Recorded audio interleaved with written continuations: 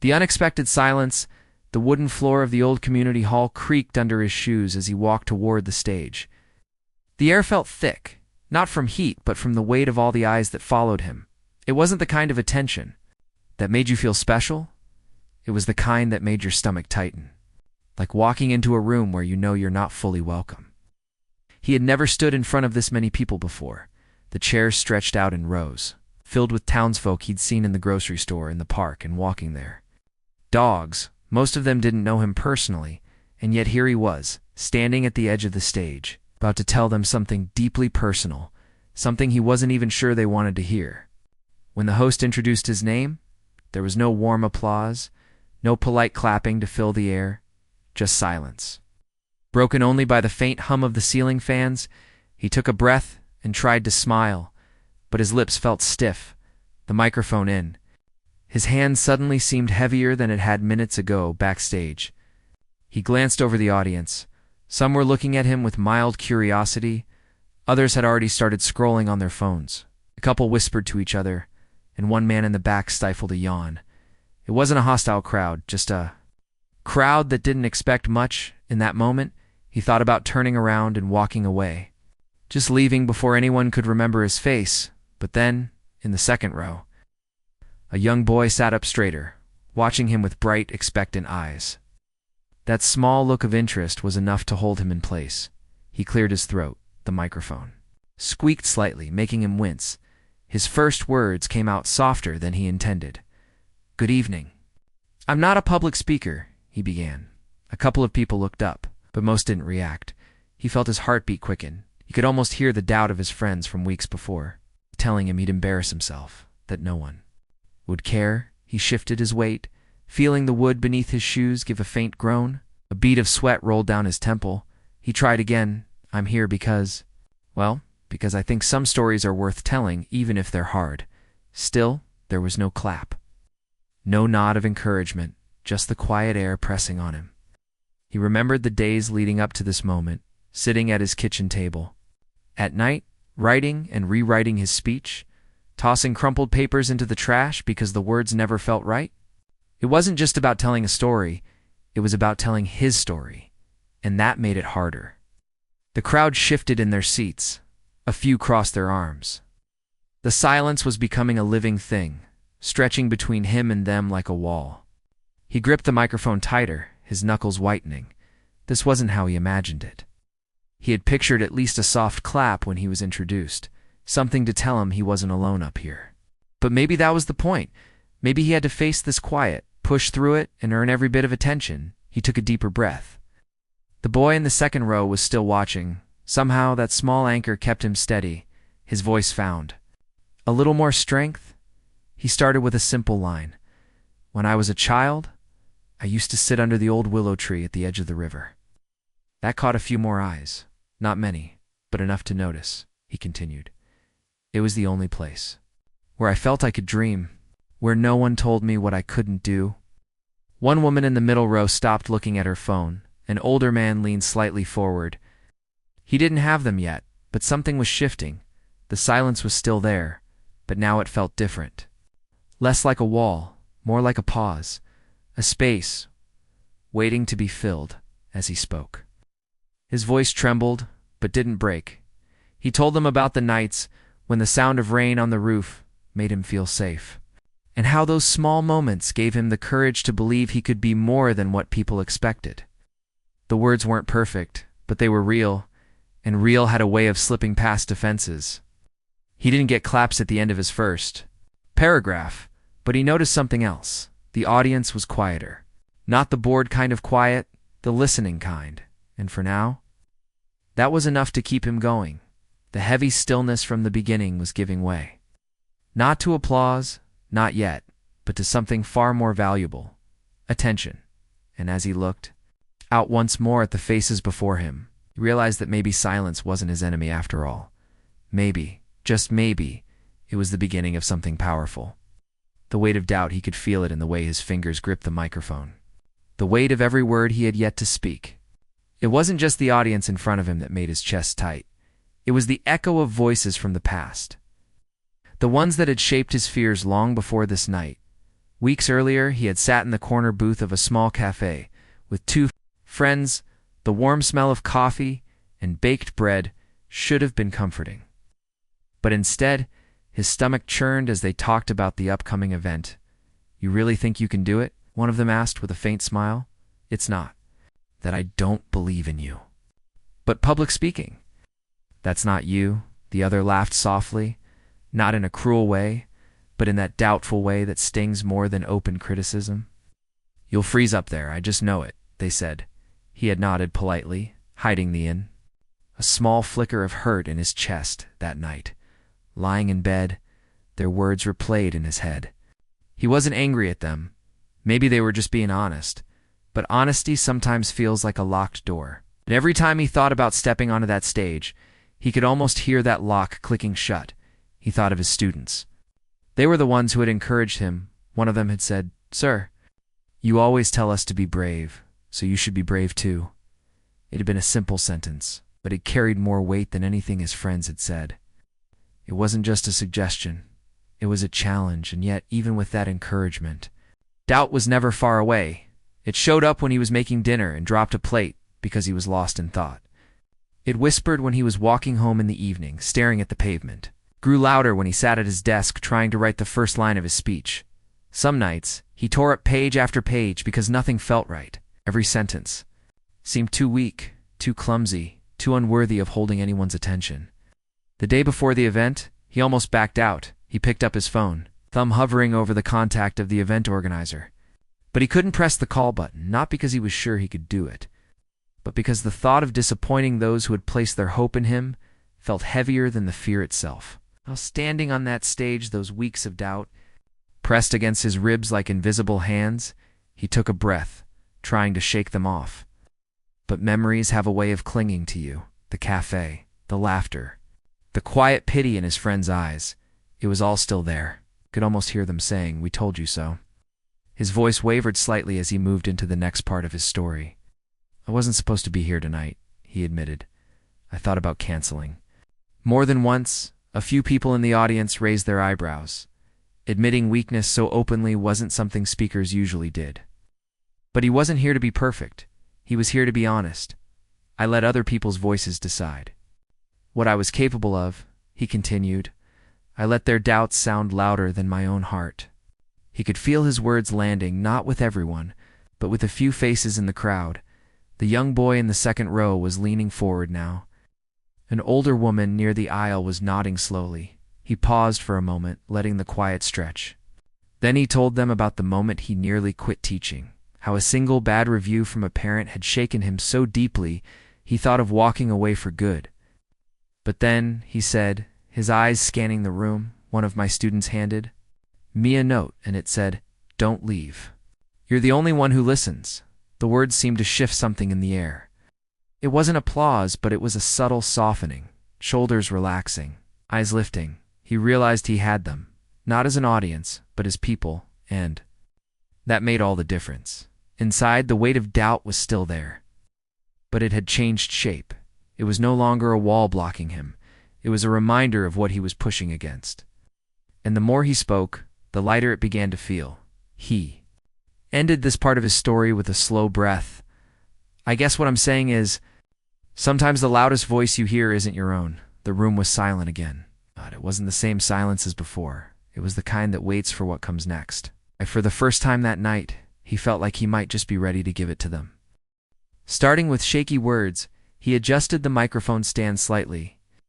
It wasn't crooked, but fidgeting with it gave him a few extra seconds to breathe. His hands felt warm, his throat dry. He took a sip of water from the bottle on the side table. The sound of the cap twisting back on seemed louder than anything else in the room. When he finally began speaking again, his voice trembled. Not so much from fear anymore, but from carrying the weight of everything he wanted to say, his first. Words came out slow, careful, as if he was testing each one before letting it go. "Didn't grow up with a lot," he said. "In fact, I had less than most." A few people shifted in their seats. It wasn't dramatic, but he noticed it, the quiet sign that maybe someone was starting to listen. "I remember the winter when our heater broke," he continued. "We didn't have money to fix it, so we slept in our coats, under 3 blankets. My mother made soup every night because it was cheap and it kept us warm. He felt his voice falter for a moment. The memories weren't painful in a bitter way, but they were still heavy. Some part of him worried the audience would find these details boring, that they'd check out and drift away again. But then, near the back, a man uncrossed his arms and leaned forward slightly. It was small, but it was something. He pressed on. I don't tell you this to make you feel sorry for me, he said. I tell you because I learned something important in those cold nights. I learned that comfort isn't always something you can buy. Sometimes it's something you make. Together, he glanced up and caught the eyes of a middle-aged woman in the front row. She was nodding, slowly but deliberately, and in that nod, he found enough reassurance to keep going. He moved his hand away from the microphone stand and began using small gestures. It wasn't planned, but the movement felt natural. I wasn't a confident kid, he admitted. I wasn't the one to raise my hand in class. I wasn't the one to speak up when something felt wrong. I kept to myself, not because I didn't have thoughts, but because I didn't think anyone wanted to hear them. That part seemed to resonate. A few people in the audience exchanged glances, as if they knew exactly what it felt like to keep words locked inside for too long. His voice was still, unsteady, but it had a rhythm now, not polished, but human. And maybe that was what made people listen. I remember one day, he said, our teacher asked us to stand up and read something we had written. I stayed quiet, but she looked at me and said, "You've got something worth sharing. Don't keep it to yourself." He paused for a moment, letting the words settle in the air. That was the first time anyone told me my voice mattered. He could feel a small shift in the room. It wasn't dramatic applause, but the energy was different now, like a room leaning slightly forward without realizing it. Still, his words felt shaky in his own ears, and he knew why. He wasn't a trained speaker. He didn't know the tricks to win over a crowd, but he had something else, the truth, and maybe, just maybe, that was enough. He continued with a story about the first time he'd ever spoken up for someone else. It had been in the schoolyard. A younger student was being picked on. I don't even remember what I said, he admitted. But I remember how my hands were shaking, and how afterward, the younger student just smiled at me like I'd done something huge. That was the day I learned that small voices can still make a difference. There was a short silence after that line. Not awkward, but thoughtful. He could tell the audience was picturing their own moments of speaking up, or wishing they had. His voice wasn't perfectly steady by the end of this section, but something inside him had shifted. The tremble was less from fear now, and more from the emotion of reliving those moments. He glanced at the young boy in the second row again. The boy was still watching, eyes wide. That look reminded him why he was standing here. It wasn't to impress everyone. It was to reach someone, even if it was just one person. He closed this part with a soft but clear tone. We don't always start strong, he said. Sometimes. Our first words are shaky. Sometimes they barely come out at all. But that doesn't mean they don't matter. When he stopped speaking, there was no applause yet. But he didn't feel the same sting from the silence anymore. Now, it felt like the kind of silence that asked for more. And he was ready to give. Finding his voice for a few moments, he simply stood there, not rushing into the next sentence. Not flipping through the notes on the podium, just letting the air settle. It was strange, the silence that once felt like a wall, now felt like an open door. He could hear the faint whir of the ceiling fans above, the soft scrape of someone adjusting their chair, and beneath it all, the quiet attention of dozens of people who, for the first time that evening, seemed genuinely curious about what he might say next. He didn't go back to his prepared script. Instead, he let the words come from the same place they had during his childhood, that place under the willow tree by the river. I used to spend hours there, he said. The wind would move the leaves like they were whispering secrets, and I'd sit with a small notebook, writing things no one would ever read. Something shifted in his tone. It was no longer thin and hesitant. It had weight now, a steady rhythm. He wasn't trying to sound impressive. He was simply speaking as himself, and that authenticity began to weave a thread between him and the audience. I didn't think those words mattered back then, he continued. They were just scribbles in a book. But looking back, I realized they were the first time I was brave enough to put my thoughts somewhere they couldn't be taken away. The woman in the front row, the one who had been nodding earlier, gave a faint smile. A young man near the aisle leaned forward, elbows on his knees. Even the man in the back, who had stifled a yawn earlier, was now looking directly at him. He started moving a little across the stage, not pacing nervously, but walking with purpose. His voice carried more naturally now, wasn't gripping the microphone stand anymore. His free hand gestured softly as he spoke. When you grow up quiet, you learn to listen before you speak, and sometimes that's the best thing you can do. But there comes a time when you have to stop listening and start telling your own story. It wasn't a line from his notes, it just came out. He could feel the room respond to it.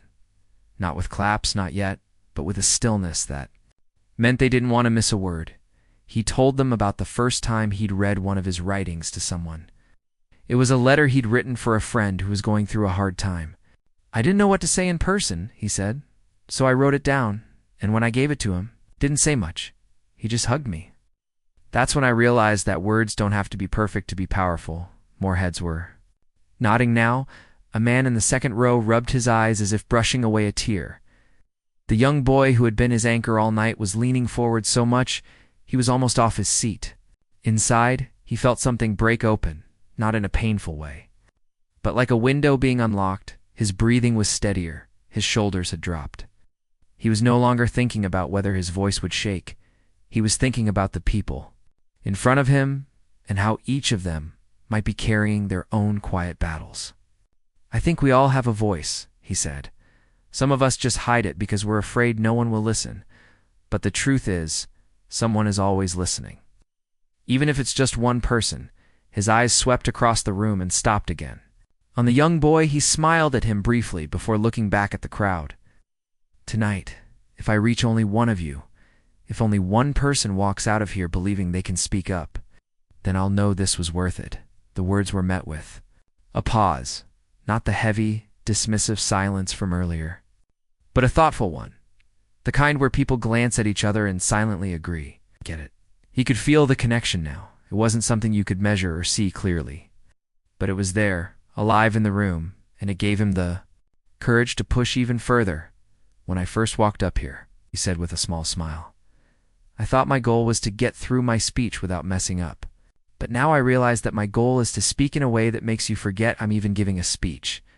I just want this to feel like we're talking, like we're sharing something. A ripple of quiet laughter passed through the audience, not loud but warm, and that warmth wrapped around him like a coat on a cold evening by the time he reached the end of this section. His voice no longer sounded like a man trying to speak. It sounded like a man who had something worth saying, and as he looked out at the faces before him, he realized that he had found his voice, not in perfect delivery, but in the simple act of being real.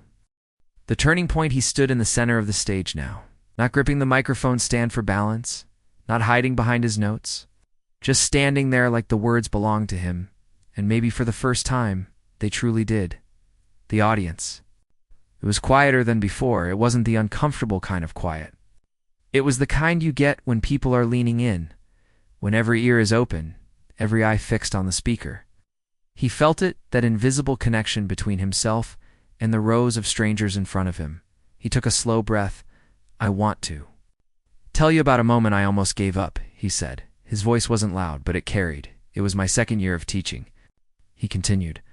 I thought I was doing well, till one day a parent walked into my classroom. They told me, straight-faced, that I was wasting the students' time, that I didn't have what it took to make a real difference. A ripple moved.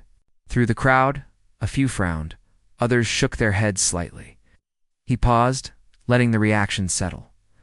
That night, I went home and sat at my kitchen table for hours, he said. I stared at my resignation letter, ready to sign. I kept thinking about every mistake I'd made, every lesson that didn't go as planned, and I convinced myself that maybe they were right for a moment. The heaviness of that night came back to him, the dim light of the kitchen, the cold cup of tea he never drank, the steady tick of the clock on the wall. He let those details hang in the air so the audience could feel them too. But then, he said softly, I heard a knock on the door. He smiled faintly. It was one of my students, holding a small piece of paper. She said, "Sir, I forgot to give you this." I opened it. It was a note that simply read, "Don't leave. You're the only one who listens." A few people in the audience shifted in their seats. The woman in the front row put her hand over her mouth. The young boy in the second row's eyes grew wider. That single line, he said, his voice steady, but full of emotion, stopped me from walking away. It reminded me that even if I couldn't reach everyone, reaching one person was enough. There was a pause. And then, unexpectedly, someone near the back clapped. It was just one pair of hands at first, quick and sharp against the quiet. And then another joined in, and then more, until the sound filled the hall. He hadn't expected it. He had thought applause would come only at the very end, but here it was, and not the polite kind people give out of habit. This was the kind that came from something deeper, from recognition, from connection. He let the sound wash over him for a moment, not rushing to speak again, just breathing, and when it faded, he gave a small nod.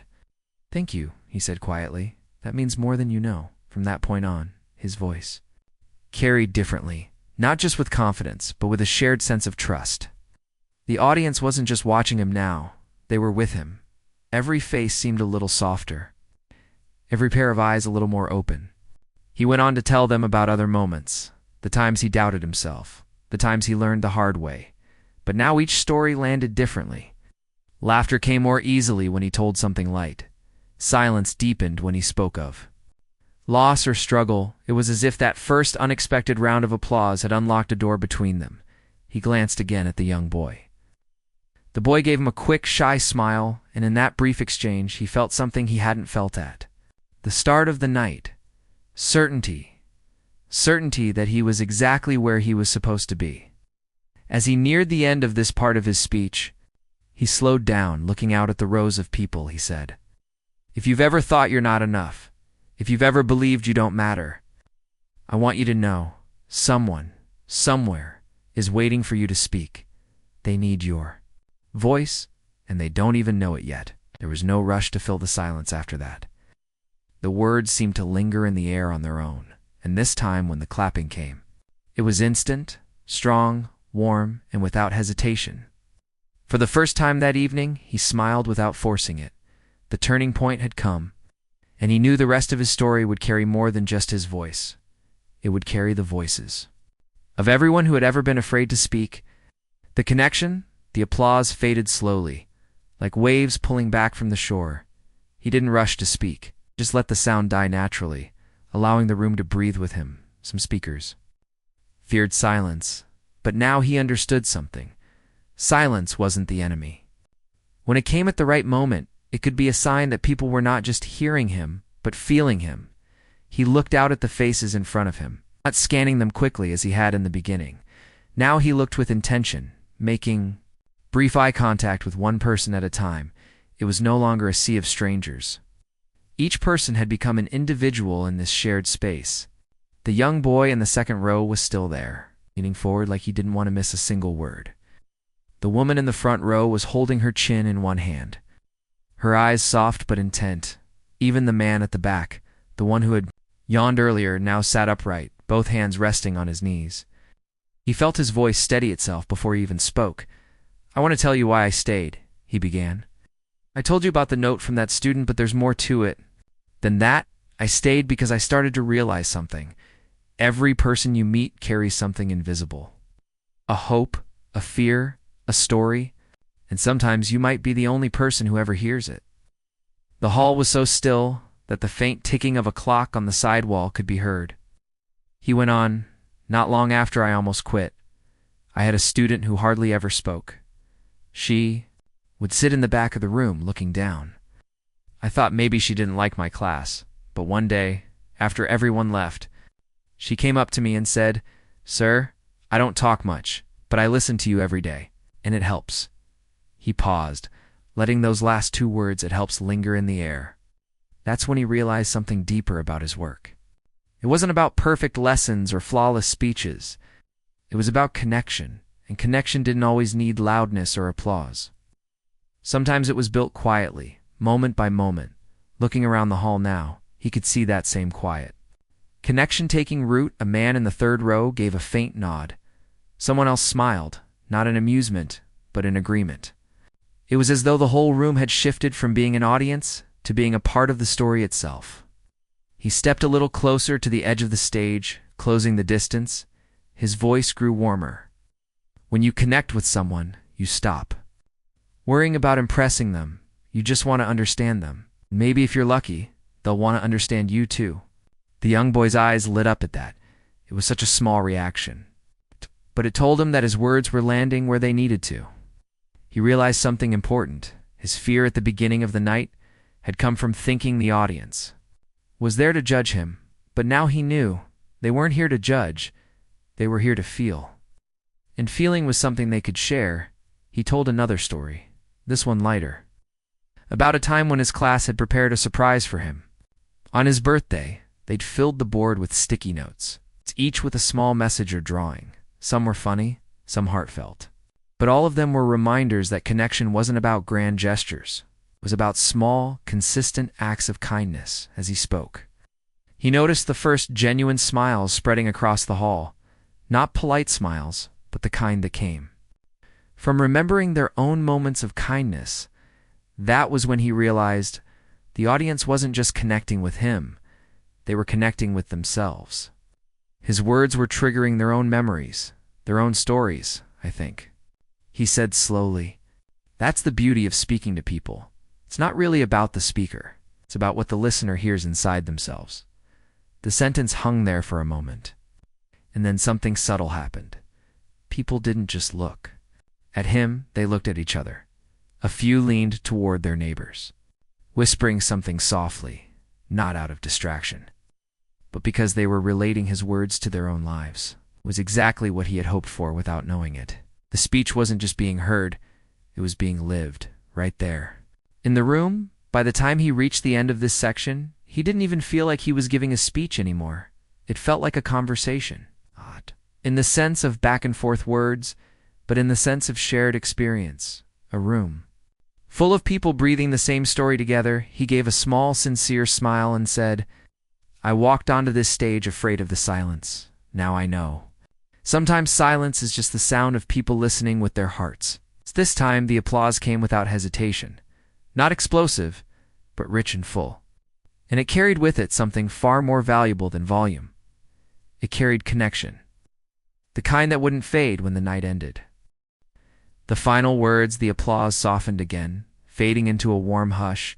He could feel the night coming to its close. Not because the clock was telling him, because his heart knew he had just a few more words left to give, and they had to count.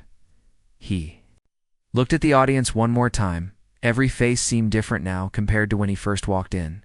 It wasn't the faces that had changed, it was the way he saw them. They no longer felt like strangers in chairs. They felt like people he had walked alongside for an hour, people who had let him into their thoughts, even if just for a little. "While I came here tonight thinking I had to prove something," he began, "I thought I had to stand here and be perfect. But somewhere along the way, I realized that's not what this is about." His voice carried steadily, no trace of the trembling from earlier in the night. "What this is really about," he said, "is reminding each other that our stories matter, even the ones we think are too small or too ordinary. Because to the right person, they're not small at all."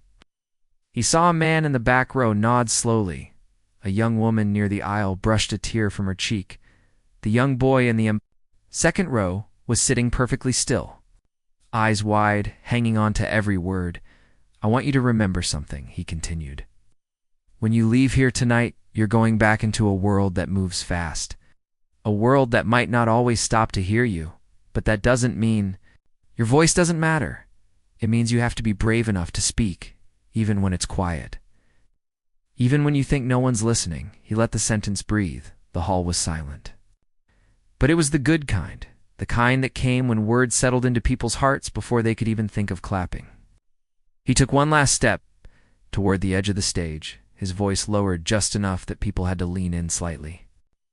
"If you ever doubt yourself," he said, "remember this night. Remember that you sat in a room where silence turned into connection, and connection turned into understanding. And maybe, one day, you'll be the one standing here telling your story to someone who needs it, The quiet held for a heartbeat longer. Then someone began to clap, not hurried, but slow and steady. Another joined in, then more, until the sound was rolling across the hall like a wave. And then it happened. People began to rise from their seats, not all at once, but in a ripple, row by row. The audience stood. The applause grew louder, deeper, until the walls seemed to hold the sound in and send it back. He didn't bow dramatically. He didn't raise his arms in triumph. He simply stood there, smiling, because he knew what this meant. They weren't clapping for perfect words or flawless delivery. They were clapping for honesty, for the courage it took to stand there at the start of the night when no one had clapped at all. He caught the young boy's eyes one last time.